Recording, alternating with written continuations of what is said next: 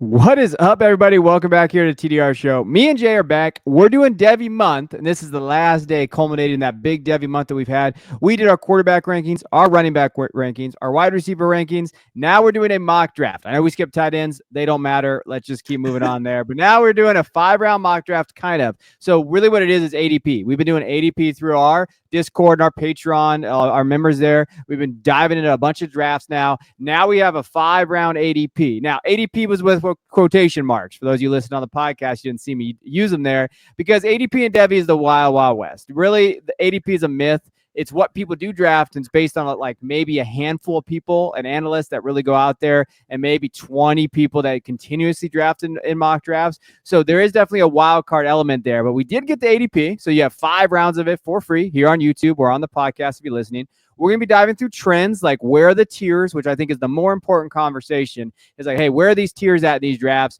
And then you see those tier breaks or those, those big runs of players. We're going to be looking at some, some guys are underrated, some sleepers out there, some fun quarterbacks, and where the value zone is. There's always a value zone, and we're going to be talking about where that value zone is. We're going to call our shot, some of the best players that we like to draft right now, or some, late round flyers that we have, and some best of the rest as we get through it. So we're going to be diving into a mock draft. It's our first official ADP mock draft here on the channel for this year and on the podcast. So stick with us. Hit that like and subscribe button on YouTube. If you're on the podcast, leave us that review while you listen to the intro.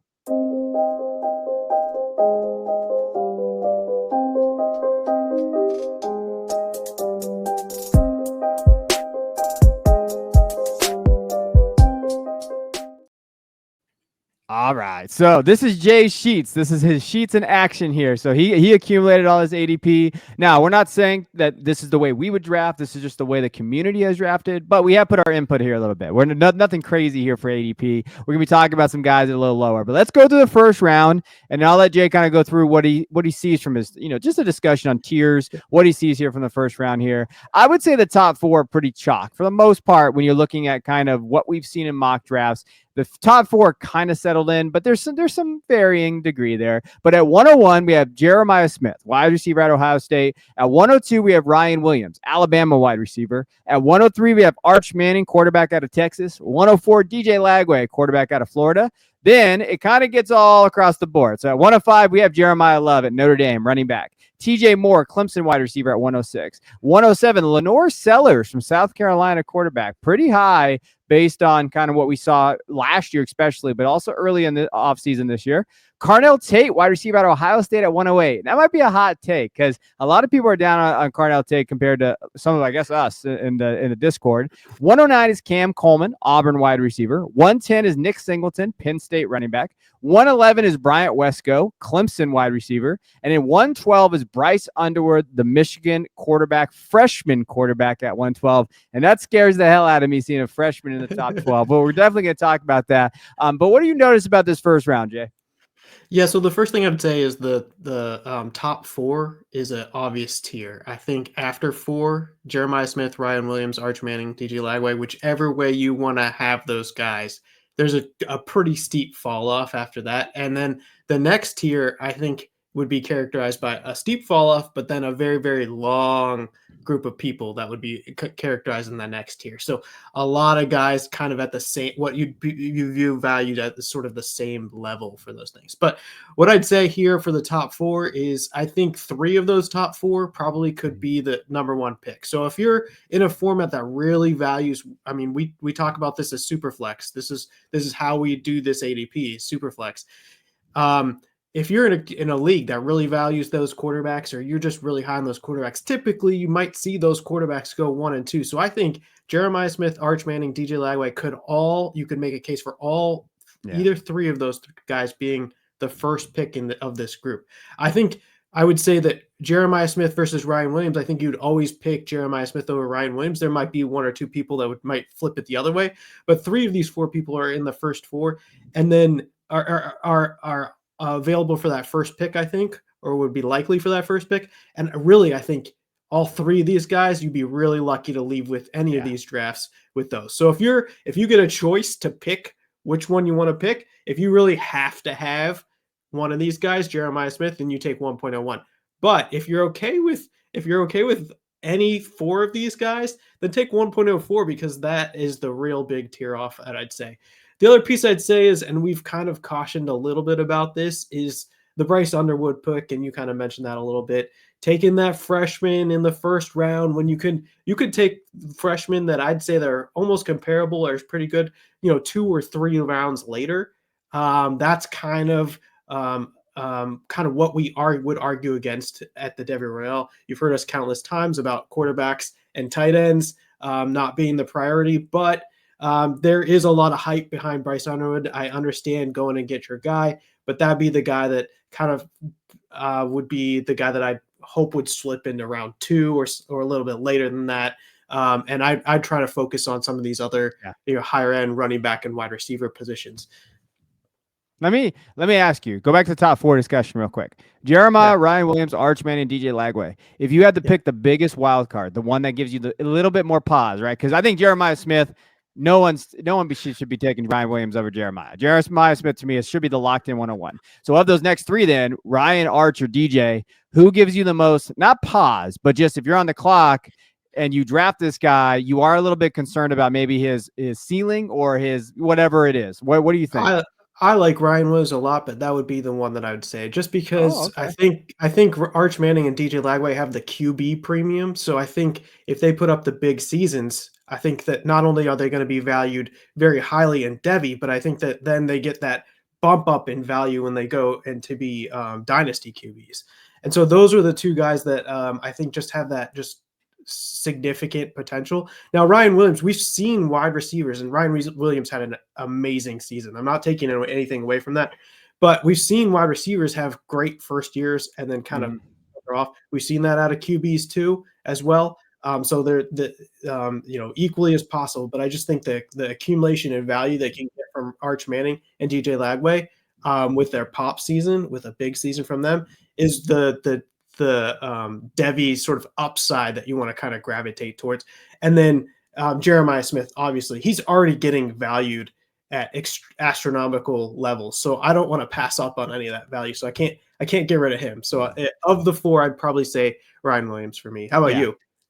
I think it's a good call with Ryan Williams. I didn't really think about it because I was going to go one of the quarterbacks. You know me. I hate quarterbacks. But I think that, to your point, I think the one thing, like the caveat to those of you out there, we talked about it on our wide receiver show last week. Ryan Williams is 17, going to be 18. He got a super high ceiling.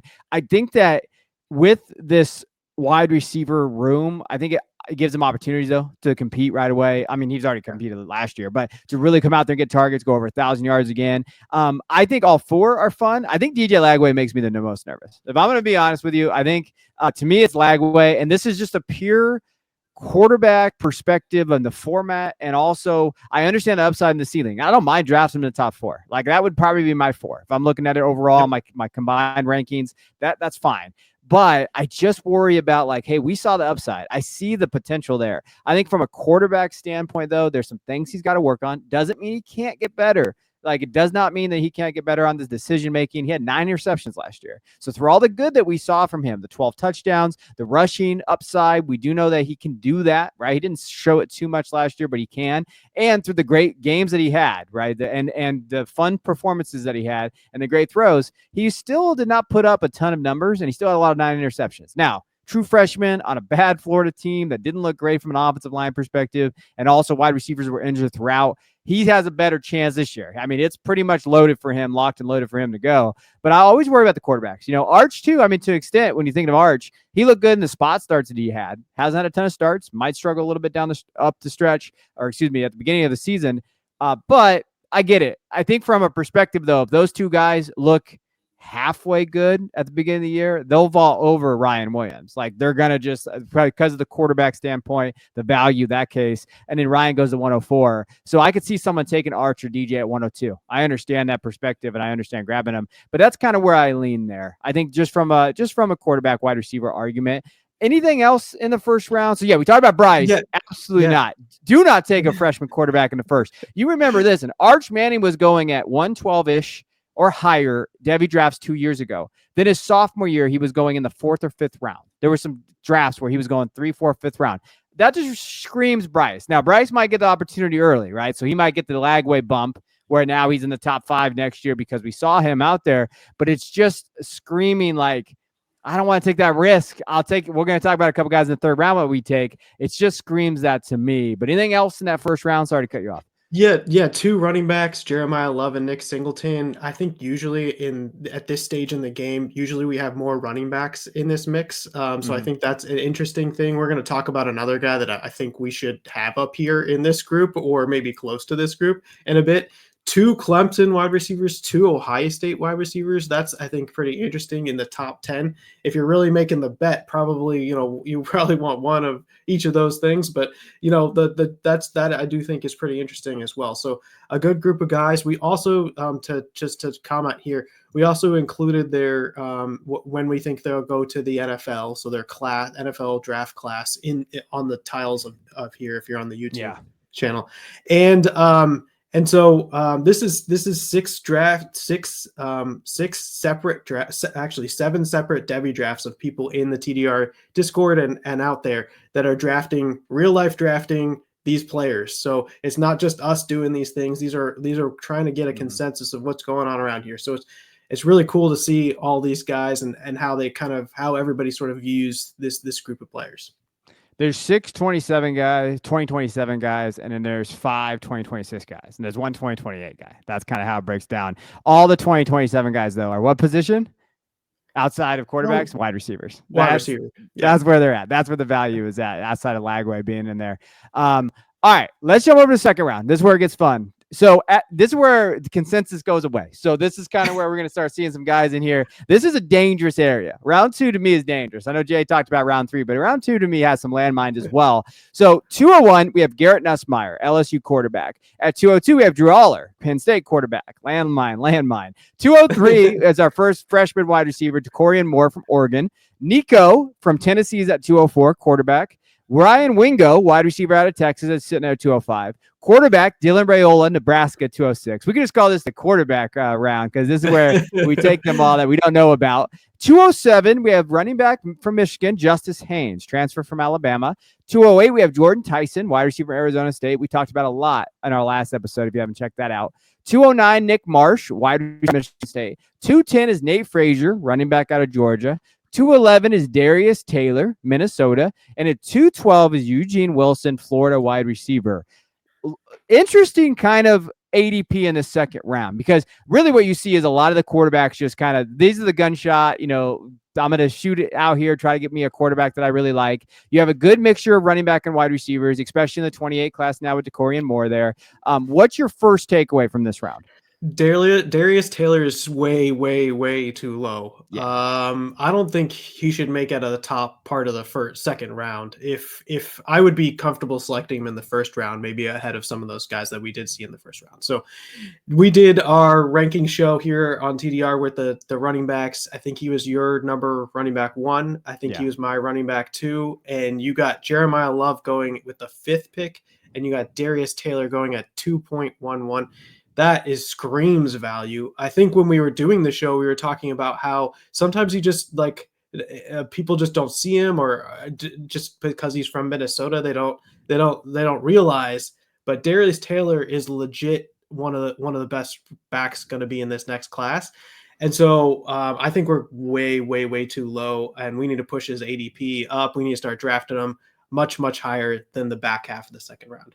Yeah, Darius Taylor's numbers, from just a pure standpoint of very simple rush yards, touchdowns. He had 987 yards rushing, 10 touchdowns last year, but pretty good receiver. So when you think of it, had all-purpose over 1,000 yards in terms of total receiving and rushing. He's a very, very solid receiver. I think that he doesn't get enough credit from a receiving standpoint of what he can put on the table there.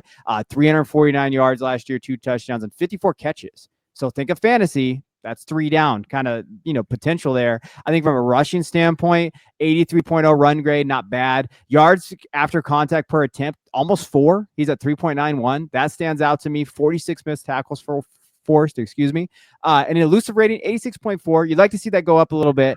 But size, 6 foot-ish, 220-ish in that range. Now, I was trying to spout off some positivity about Darius Taylor today on social media as we recorded this. And I said, hey, man, he's not going to love out there. Somehow I pissed off Minnesota fans because I I said I wish he would have transferred, which turned into like just me getting shit on by Minnesota fans from some part of social media. And the only reason why I said that was, well, I had to have a little tongue-in-cheek comment with one of them. I said I'd like to see him playing something bigger than the Duke's Mayo Bowl, not the crap on the Duke's Mayo Bowl. I understand that like it's a hot bowl with mayonnaise they throw on people, but I just wish I would have seen him go. I know Michigan wanted him. I know that. And not even from a selfish perspective. I just would have rather gone to a school where he could really show out and kind of be that guy for them. I think the quarterback situation in Minnesota is going to be bad this year. I think that offensive line is going to struggle a little bit. Wide receivers on the outside. Like, I would love to see him go to a place where he could be the feature guy, not getting 8 men in the boxes, and where they could actually go. Like Genty, for example, through all the things with Batson and everything there, Boise State had a really good offense, and the quarterback could make teams, basically he could beat teams himself. Like there was times where that quarterback could do that, which helped out Genty for the most part. And I think that's what I wanted for Darius Taylor, but he should be in the top 8 in this Devy draft. That's where I'm at with him. He should be consensus top 8 pick. Yeah, I completely agree. If he makes it to the second round, I'm taking him every time in the second round, but I would take him in the mid to late first round as well. I would argue that the fact that you're getting Jeremiah, you have to take the 5th pick for Jeremiah Love to get Darius Taylor at the back half of the second round is just, that's wrong. It's completely wrong, and we need to make sure that people know that and start taking him a little bit higher. Yeah. One of the other comments I wanted to make was, okay, so we did our wide receiver ranking show. I think you had 6. I don't think you had Nick Marsh in your top 10. I had 7 to 27 wide receivers. All 7 of those guys are gone by the second round. And believe it or not, there's more coming.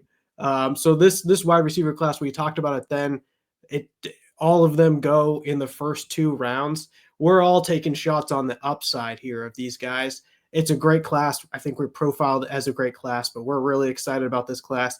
One other thing, in the QB video we did, I had Arch Manning, DJ Lagway, and I had Drew Aller in that top tier of guys that I think could be pretty good quarterbacks. Now, you have to take him at the beginning of the second, so maybe he might slip, because I do think that he still has that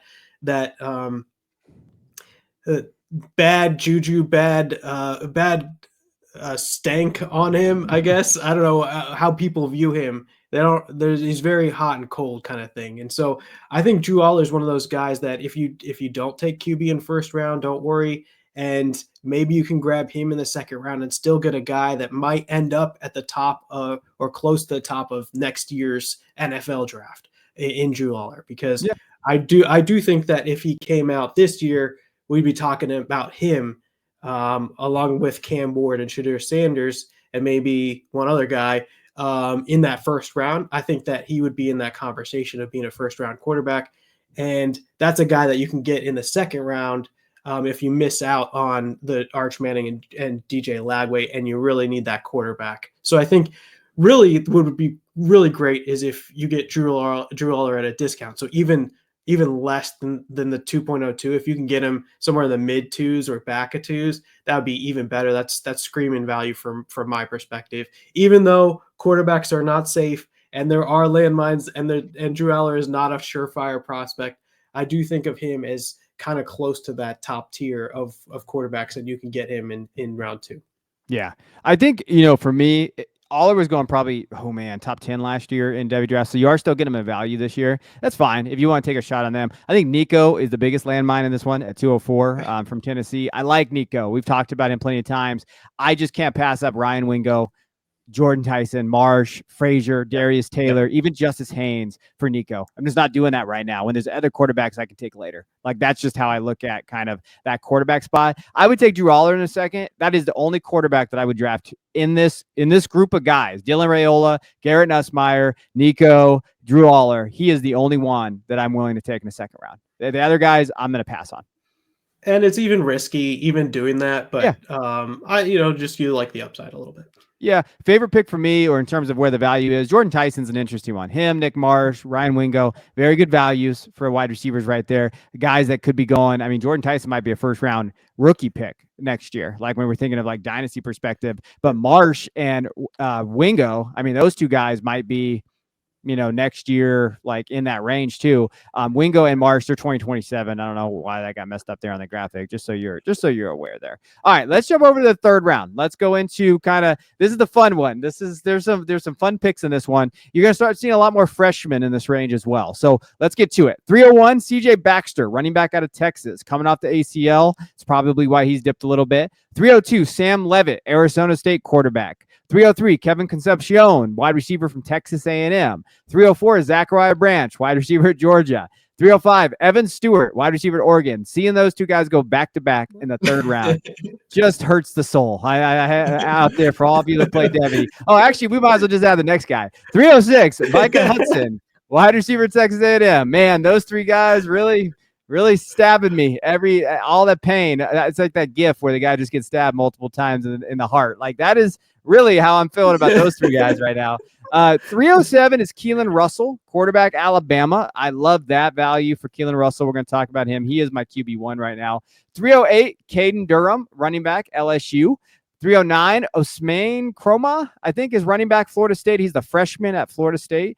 310 is Dante Moore, quarterback at Oregon. 311 is Antonio Williams, the third Clemson wide receiver to get taken in the top 3 rounds. And then 312 is Julian Sayin, Ohio State quarterback at Ohio State. I do think we want to talk about them first, so we'll start there.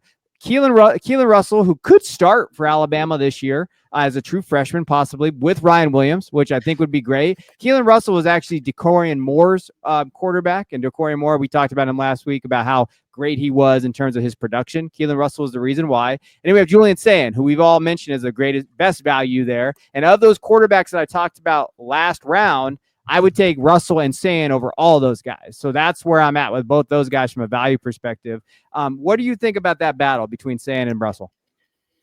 Yeah, I think I agree with you. All those guys, and the real reason is just because it's the pick value, right? Because you can get a really good special wide receiver or even running back in the second round, and then hit it with one of these high upside guys in Keelan Russell and Julian Sayin.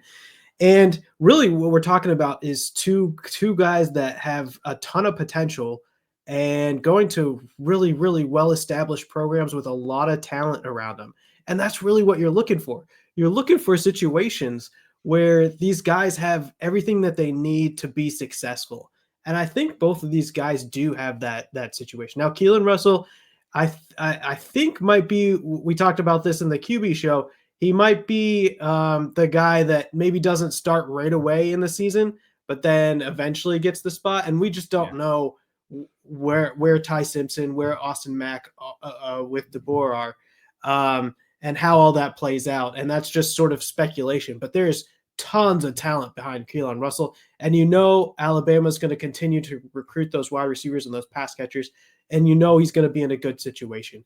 And so that's one setup. The other setup is Julian Sayin. I think the Buckeyes have not used the transfer portal at QB. They did last year. They had Devin Brown coming in last year. And then Julian Sayin, the hotshot freshman that came over from after committing to Alabama, and they brought in Will Howard. This year they did not use the transfer portal. It's my understanding that they believe that the quarterback is on the roster already. So it's Julian Sayin or Tavion St. Clair, who's another true freshman. But the comments that I make about Sayin is, last year he played sparingly, but he was the next guy in after Devin Brown, who has transferred out of the program. At the spring game and all spring, all anybody could talk about was Julian Sayin. In particular, he was incredibly accurate. I've seen him play in games, and the crowd gets excited. Everybody gets excited. Everybody gets a little bit further or closer to the field on the front of their seat when he's in the game, because we're all excited to see what he can do with this group of wide receivers. And Ohio State has one of the best wide receiver rooms in the country. So we can't sit that enough. Where we talked about the 2 wide receivers that went in the first round. You have Emeka Ibuka going off, and we have another really high end wide receiver that's going to backfill him in the slot there. So another really high end wide receiver group. I think Julian Sayin is a steal in drafts. So I like both of these guys. So we'll stop there. But Julian Sayin is the guy that I think is the steal because it's an Ohio State quarterback in an incredibly advantageous room with a whole bunch of pass catchers that'll just help you. And Julian Sayin's very, very accurate. So the point is just get the ball to Jeremiah Smith and let him do his thing, and I think in that type of setup, a quarterback like Julian Sayin could really, really do well. So I think we talked about the QB show. He's my dark horse to be the biggest riser. I like him a lot. I think he's going to be great for Ohio State. He is. I think I would take either one. I think Julian Sayin is going to be this is going to be hot takey, but whatever. I think that he's going to be a top 10 Devy pick next year. I think Julian Sayin is going to be in that range. I think when we're talking about doing a round 1 next year, God willing, me and Jay are still doing this bad boy. I do think that we're talking about top 10 pick. I think we're talking about if he comes out and if he gets a starter job, right? Obviously, that's the key. He's got to get that starting job so he gets out there. He's a hell of a quarterback. His tape, and I talked about it on our Discord this week, his tape is much better than Tavon St. Clair's. I like St. Clair's upside. I think St. Clair's got a lot of fun, but Julian Sayin is a much better passer. And we see what Ryan Day likes. He likes Sayin. He likes that ability to kind of get the ball out, make decisions. He's better than Will Howard was. He's going to be better than Will Howard. So he's a better quarterback. So for me, I think that he's going to go up there, and he only has the weapons around him. Now, I like to be positive, but let's be negative for a second. All right. Zachariah Branch, Evan Stewart, and Micah Hudson going at 304, 305, 306. Jay, tell me which one you have hopes for still. So Evan Stewart's okay last year, had that big game against Ohio State, didn't really see him again. He kind of disappeared down a stretch, got weirdly injured in the Rose Bowl pre-game stuff. Micah Hudson, I don't even know where he's at school. It says Texas A&M, but the reports are he's been away from the team since January. He might be going back to Texas Tech. I don't know if he has to sit out a year. I don't really understand rules anymore in college football for transfer, but that doesn't seem very helpful. Zachariah is fine. Didn't really break out at USC. He's still at Georgia. We don't necessarily love Georgia wide receivers, although Ladd looks pretty good. What are you thinking here? If you had to pick one guy that you still have hope for, who you picking? None. No, you got to pick someone. Come on, give me someone. Here.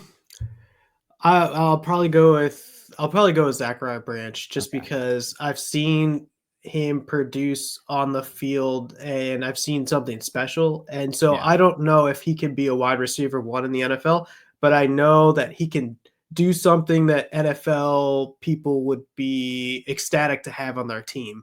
And so if that's the case, then maybe he gets the best draft capital or he gets really good draft capital.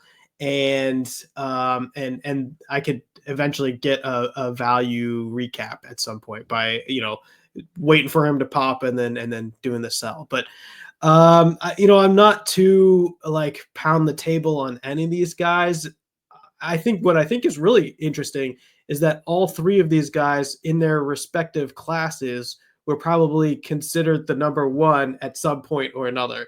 So these are all guys that still hang on to that nomener of having this attachment of being really, really good. And so I still do think they do exhibit some value. The problem is none of them have produced incredibly well on the field. Now, Evan Stewart, of these 3, Evan Stewart has at least done some stuff in terms of an age-adjusted basis. But, that's kind of how I think about it. Yeah, I take Zachariah Branch. I think Zachariah, from just a special teams ability, I think he can kind of fit in a lot of different offenses. I think Zachariah can be a weapon for teams at the NFL next level. So I'm looking at all 3 of these guys. I have very high hopes for Zach that he can find a role and the team will love him. I think he could test really well. I think he can go through the roof in the combine. I think that's where I'm at with Zachariah Branch. I still like Evan Stewart. I still don't know what he is, and that scares me that he's going to be a senior, and what role does he have, right? What does that look like moving forward? And I think Micah Hudson is one of the most talented freaking players I've watched on tape. but I think it's the off-field stuff. We've seen this before with Damon DeMoss. We've seen this before with other guys out there. And I think that's really what we're getting from Micah Hudson right now. Doesn't mean he can't bounce back, but until he gets on the field, I don't know how you can draft him. I wouldn't draft him in Devy. I don't think until he got to the 5th, 6th, 7th round, if he really dropped that far, I'd take a shot at him. But in the 3rd round with some of these other guys still on the board, like Sayan and Russell, even Caden Durham, right? Dante Moore possibly, on Antonio Williams could be the best Clemson wide receiver this year for Clemson, maybe not from an NFL standpoint. There's a lot of guys that I would draft over Micah Hudson, even in the 4th round and in the 5th round. I just don't have any faith there, which sucks to say because I was very high on him. And I still think that from an athletic perspective and a player perspective, he's a dude. But from a get on the field, he's Casper the Ghost. Like, he's got to get on the field. Like, that's the thing.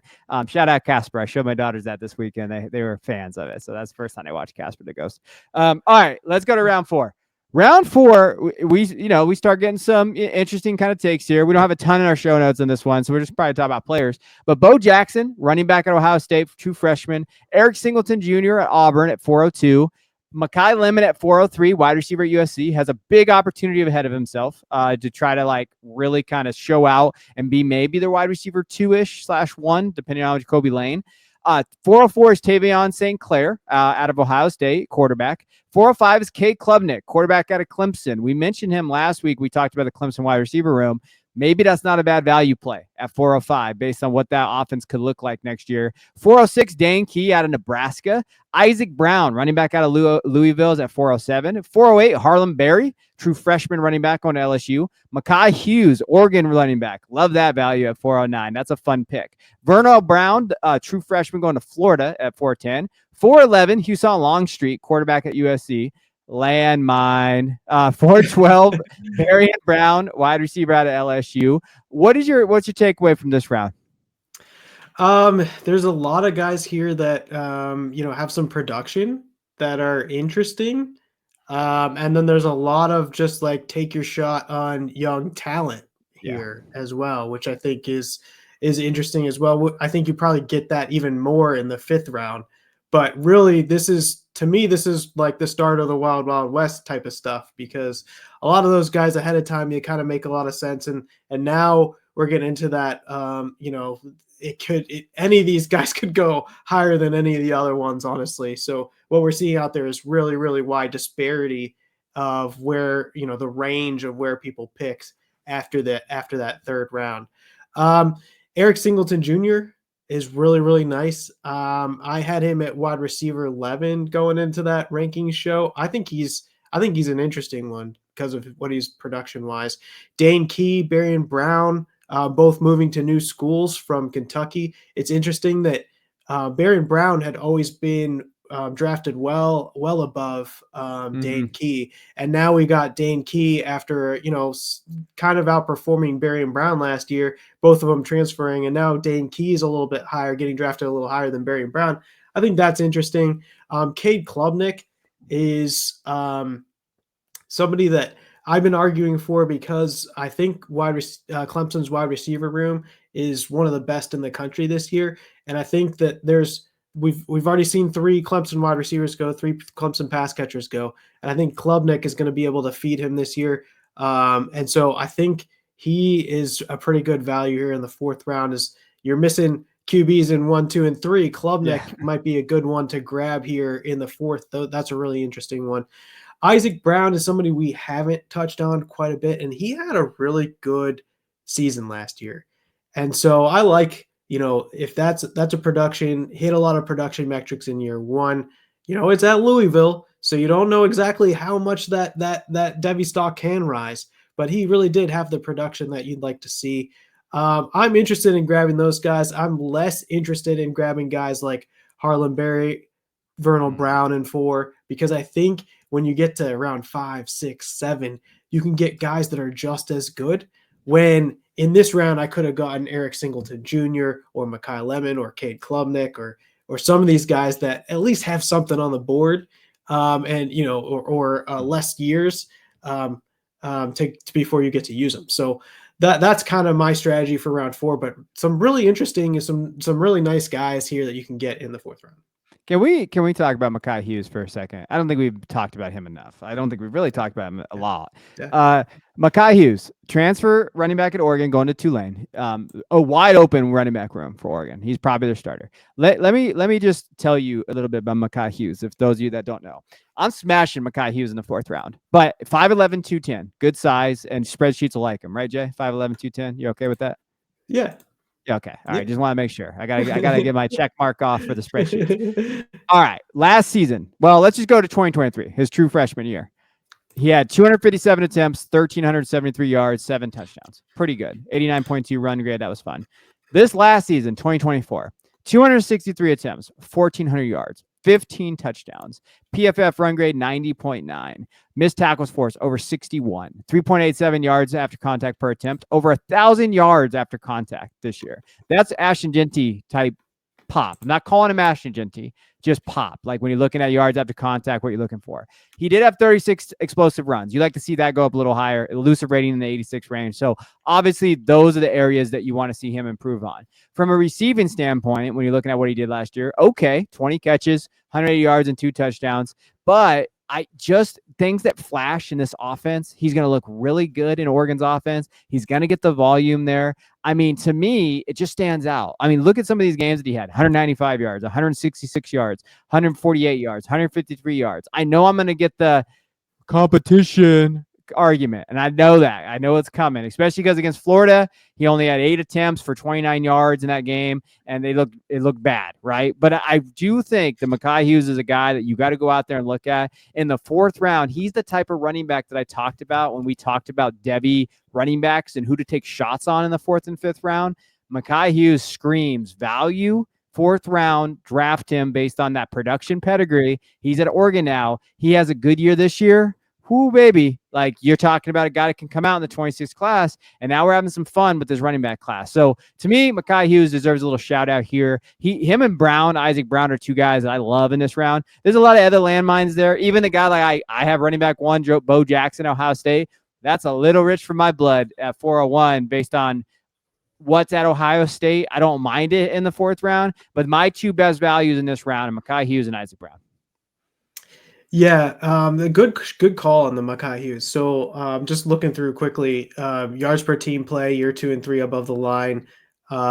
His reception market share in year 3 was above the line. Year 2 is below the line. His rush yards over expected is well above 0 for his career. In year 2, it was really, really good. In year 3, halfway through the year, kind of tailed off a little bit, but just something to keep an eye on, but still career above 0. Really, really good. So I'm excited when you see the transfer to a school like Oregon, who's been relevant for basically since landing. It's nice to see that there could be a huge pop in value, especially because he's been productive before he did this. So I'm excited to see what he puts together. Man, Oregon's an interesting team this year. You got Dante Moore, Evan Stewart, Mekhi Hughes. I don't know. We'll see how it all plays out, but interesting squad they're going to roll out versus what we've seen with Gabriel and last year and with some of the other guys before that. No, fun offense. I mean, I think they're going to be competitive again. They can win the Big Ten again. I think they're right there again. I mean, whether that turns into playing Ohio State in the 2nd round in the Rose Bowl again, we'll find out for poor Oregon. But I think Hughes is one of those guys I'm just talking about with profile, right? I like that profile there. A lot of the wide receivers I worry about in this range, I'm going to be honest with you. There's a lot of wide receivers that I'm a little nervous about in this range, just based on what we've seen before. This, to me, I've always said big proponent of 4th round running backs. That's really where I'm at. I feel like 4th round running backs is values, and we're going to find it there. All right, let's get deep. We're going to talk about round 5 and then go into some of our guys that didn't make the cut for our ADP cut list that we like. But round 5, here we go. 501, Quentin Joyner, Texas Tech running back, formerly USC running back. That's an interesting one to me. That's an interesting one to me. That's a big question mark for me. Jaden Bach, I think. Both. I don't know how to say his last name. I'll be honest. Florida running back out of Florida. 503, Jay Knott, running back out of Cal. Jonah Coleman, Washington running back. 505, Aaron Anderson, LSU. I'm probably to blame for that ADP, but I don't care. Okay, I like Aaron Anderson. 506, Quentin Martin Jr., running back out of Penn State. Khalil Lockett, wide receiver, Texas. He's a true freshman. Nick Harbor, sitting there at 508, South Carolina. wide receiver slash tight end slash human specimen of just like upside athleticism. 509 Jerome Miles. Andy Pham just wrote an article for us on Substack about him, true freshman Texas A&M wide receiver. 510 Jackson Arnold, Auburn quarterback. Luke Haas, our only tight end taken in the top 5 rounds here. Ole Miss tight end. And at 512 Deuce Robinson, wide receiver, converted wide receiver from tight end last year at USC. He's at Florida State now. What's your takeaway here from the 5th round? Hey, we get to see a tight end. That's funny. Your guy, Luke Haas, that's your man. Yeah, like I don't think I was involved in picking him in any of these drafts, but yeah, he still's got, and he got the transfer this year, so he's going to Ole Miss. So maybe he has a better season this year. I think that's interesting. But this round is a lot of get your guy, call your shot type of thing, and so this is the last round in most of our drafts. So everybody's kind of taking their guy in this round. But the one thing that you mentioned in the last round 4, was running back value. So when we do our top 10 shows, right, by round the end of round 2, all of our top 10 wide receivers are gone. Maybe even before that, the end of round 2. And the quarterbacks are probably gone by round 3, maybe early round 4, all 10 of those guys. Now we're here in the 5th round, and we're still knocking off guys that are in our top 10s at running back. You got guys like Jaden Baugh, Jaden Knott, Jonah Coleman, Quentin Martin Jr., all these guys that we think are top 10 at their position, and you can get them in round 5. So that, to me, this is picking off a lot of value with those running backs. And sure, like maybe the running back position is a little bit more sketchy, and we're taking shots on maybe some of this production or whatnot. But I think those are interesting different types of players, and you can get a ton of value in the 4th, in the 5th, in the 6th round with a lot of these running backs, where maybe top 10, maybe end up being top 5 in the position group, and you're getting them in the 5th round. I think the way that our ADP is played out is the running backs still seem to be getting a little bit of value versus where we've seen that happen in past cycles. We only had 2 in the 1st round, 3 go in the 2nd round, 3 in the 4th round, and then in the 3rd round. And then they start going in the 4th round. You see a lot more start going. So 4th and 5th round is where we see a lot of these running backs go. And that's where you can get a ton of value so far from what we've seen out there on the market. You know that I Can't Quit You gif from Brokeback Mountain? Have you ever seen that gif out there where he hugs him from behind? That's me and Jackson Arnold, Jay. Like that's just, man, listen, if we're taking Klubnik in the 4th, I'm taking Jackson Arnold in the 5th, because like we mentioned with Auburn and their wide receiver room, their offensive line, their running back room, like Auburn has a chance to be pretty special this year. And if I can just take a shot and just hold him with me till the end, baby. Yeah, I mean, Jackson Arnold might be that guy for me. I think to your point, yeah, I think the running backs, we see that in terms of that. The tight ends I've done probably 11 Devy mocks now all across the board, maybe more than that. I haven't taken a tight end in one of them. And we're talking like 10, 15 round ones too. I don't want a tight end. I'm not touching a tight end right now. So that's kind of where I'm at there. The one thing I will say about this round, to me, Khalil Lockett is fun. He's a wide receiver out of Texas. You go take a look at him. He's a true freshman guy. That's a fun kind of grab. Quentin Martin is a great stash. He's not going to play a ton this year because Katron Allen and Nick Singleton are back. But if you get him in the 5th round, I still think he might actually get a bump next year just based on maybe they say, oh, he's going to be their guy. I'm going to just draft him in the 3rd or 4th round. So I think Quentin Martin is at his lowest he's going to be just based on value right now. But the one guy I don't know. I liked Quentin Joyner at USC, but like what makes him go into Texas Tech gives him a higher ADP. I think what happened was, he was the prize, the crown jewel in the transfer portal. And so people started to, knock him up because he's going to get his opportunity. And then we all watched him pick Texas Tech. And so maybe that might be falling down here over time. We'll see. I don't know. I just don't. I liked him before. I thought he was okay at USC in terms of before he came in. I don't think he did enough to be like, yeah, I'm going to get fifth round capital, especially over some of these guys that didn't get drafted yet. Right? Like Right. that's where I'm at with those guys. So that's our top 5 rounds. Those are ADP in there. You got anything else? The comment I make on tight ends is why draft Luke Hawes in the 5th round when you can draft Kenyon Sadiq in the Yeah. 10th round, or Tradez Green in the 8th round or something like that. I do think Luke Hawes is great. He's been somebody that I pushed for some time, but I think you can wait on tight ends here in this format. Yeah, 100%. If you want a nasty, sick sleeper out there for you guys all, the guy that I really like. I got to go through the name. Lance Mason, I think it is. Let me double check because oh my god, I can't believe I'm talking about a freaking tight end on this show. I don't even know why. Yeah, at Missouri State. So Missouri State is now Division I. So Lance Mason, 6'4", 240. Last year looked really good, over 500 yards, 34 catches, 6 touchdowns. He's a guy to watch. Division I guy now, so we're going to see how Missouri State obviously does in Division I. But that's a guy. If you're in a deep Devy league and you want to take a shot at tight end, take a shot on Lance Mason. And that's all I'm going to say about tight ends. All right, let's go to the best of the rest. So let's talk about some guys that are just off ADP. Doesn't mean you shouldn't draft them. Doesn't mean that. I think there's some guys in here I would draft over Quentin Joyner, to be honest. But here's some best of the rest guys. Auburn quarterback Deuce Knight has an opportunity there, depending on what Jackson Arnold does. Ohio State running back James Peoples. No idea why he's not in the top 5. I would draft him around 4. I don't know why James Peoples not getting drafted in the top 5 for ADP.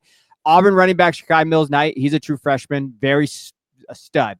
He's a stud. And so he's my running back 2. I think he should be in the top 5 there.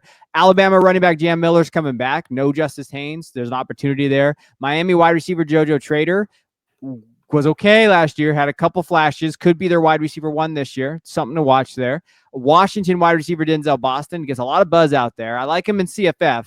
I don't know how much I like him in just Devy. Kansas State wide receiver J.C. Brown, Florida wide receiver Dallas Wilson, and Ohio State wide receiver Brandon Inniss. Anybody stand out to you in this list? Yeah, Peoples, the same as you. Yeah. Fourth round guy for me. He was very high in the top 10, or I think he was 10 in my top 10. I draft him above quite a few of the running backs that we saw go. And then Brandon Inniss, I don't mean to be an Ohio State homer here, but Brandon Inniss taking over for Emeka Egbuka this year. I think they're expecting very big things out of him. Now, the share at Ohio State is going to be tough.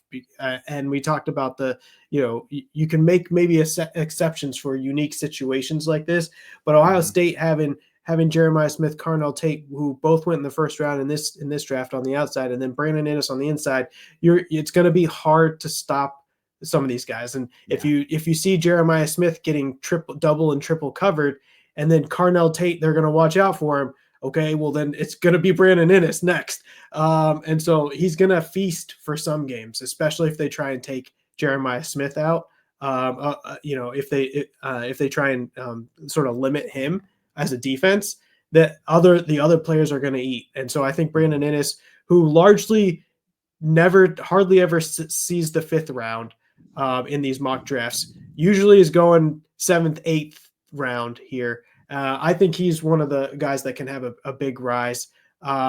You get wide receivers like Antonio Williams, who has done it already, but kind of being that 4th-year guy. I think Brandon Inniss is somewhat similar path, but just hasn't seen the field as much.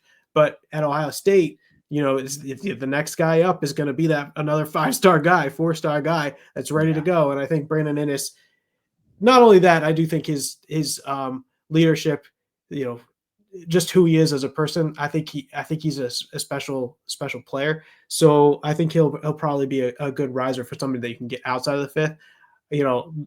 I love picking up the value. I might even take him in the 5th if I was drafting, and I didn't see anybody else I liked at the time. So Brandon Inniss is, I think, going to be one of those risers this year. No, I think you're right. I think one other thing to know about Brandon Inniss, for those of you that don't know, He was a quarterback his senior year, like quarterback / wide receiver. They just needed an athlete, so they just had him out there. And so he's got to develop a little bit, right? So like that's one of those things is like he's needed to really come there. He was not an early declare, so at Ohio State that means something. Being an early enrollee, like that really does mean something there. So I don't think he came until the middle of the year. I'm almost guaranteed he came in the summer. I remember him and Jeremiah Smith. I can't remember which one, but I'm pretty sure Jeremiah Smith was there. And then Carnell Tate. I'm pretty sure Carnell Tate was an early enrollee, not Ennis. I could be mixing those two up. Do you remember? Carnell Tate was the early enrollee, and And Brandon Ennis Ennis wasn't, right? Yeah. was not. So Yeah. that's just one other thing to know. Like he might take a little bit longer to develop there. But I think to me, man, I hate it because I hate them. But if James Peoples should be getting drafted the top 3 rounds, he should go round 3. Like round 3, round 4. If he's going later than that, you need to draft him. Like that's a value. If James Peoples is on your board in the 4th round, you draft James Peoples. That's where you go there. I think the one guy that I wanted to mention real quick before we wrap this up, JoJo Trader. He was a guy that I liked last year coming in to Miami as a freshman.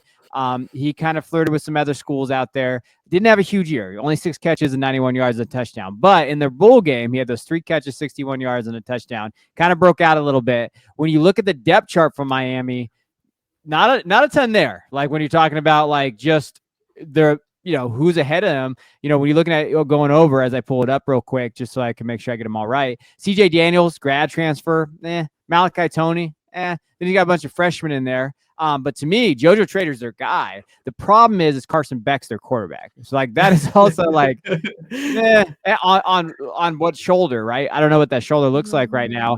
Emory Williams is there. Luke Nickel, true freshman. I don't know how much I love that. They do have Jordan Lyle, who I like, Mark Fletcher, but from a wide receiver perspective, JoJo's their guy. So JoJo is a guy that I think that you should definitely be looking at as a value, especially right now. He was going in top 5 last year, top 5 rounds. So to me, that's a value.